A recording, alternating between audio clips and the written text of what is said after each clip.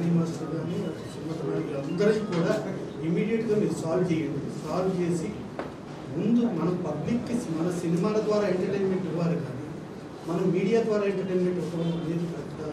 ముందు ఇది అర్జెంట్గా సాల్వ్ చేయండి అని చెప్పి ఆయన చెప్పారు. ఆయన చెప్పిన దాంతో చల్లవాడి శ్రీనివాస్ గారు, నేను కూర్చొని, అలాగే అజయ్ గారు అందరం కూర్చొని దీన్ని సార్ట్ అవుట్ చేసాం. దీంట్లో ఈ సార్ట్ అవుట్లో ఎవరు ఎక్కువ ఎవరు తక్కువ కాదు. ఈ ఒక కుటుంబంలో అందరూ అన్నదమ్ముల ఇష్యూ అనుకోవచ్చు, తల్లిదండ్రుల ఇష్యూ అనుకోవచ్చు, ఆ రకంగా సార్ట్ అవుట్ చేసుకుంటుంది.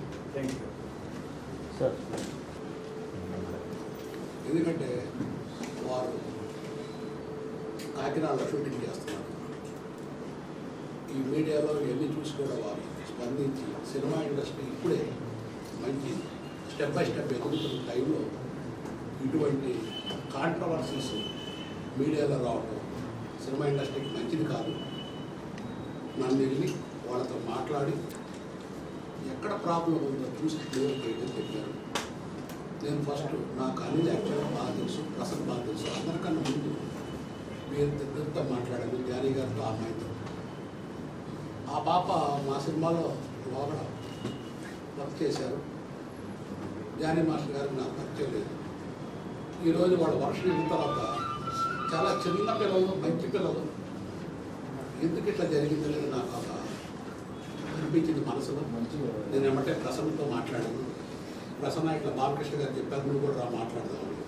ప్రసన్న మేము వాళ్ళతో మాట్లాడిందని నాకు అర్థమైంది, ఎక్కడ తప్పు లేదని. వెంటనే అనిల్ గారికి ఫోన్ చేశాడు ప్రసన్న, ఇట్లా మేము వస్తాం చాంబర్కి, మన ఫెడరేషన్ గారికి చెప్పారు. అనిల్ గారు ఇక్కడికి వచ్చిన తర్వాత అరమరికలు లేకుండా దాదాపు ఒక గంట కూర్చొని మాట్లాడుకుంటే అసలు సమస్య కనపడలే. ఎక్కడ వీళ్ళే అసలు లేదు, వీళ్ళే అసలు లేదు. మరి ఎందుకు వచ్చిందో అర్థం కాలేదు. ఎందుకు అసలు ఒక్క పర్సెంట్ కూడా ఎక్కడా లేదు. ఇద్దరు న్యాయం వైపే ఫైట్ చేస్తున్నారు.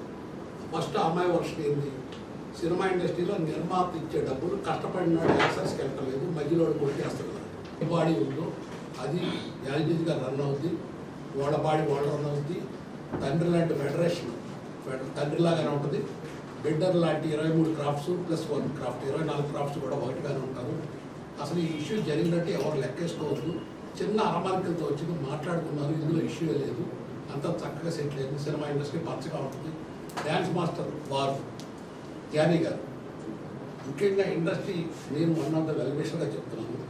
ఇంత మంచి జానీ గారు లాంటి ఆయన ఇంకా నిర్మాతలకి కల్పవృక్షంగా మారి మంచి సాంగ్స్. సుమలత గారు కర్తవ్యంలో ఒక విజయశాంతి గారి లాగా న్యాయం పెట్టున్నారు. మేము అందరం కూడా అప్రిషియేట్ చేస్తున్నాము. Thank you.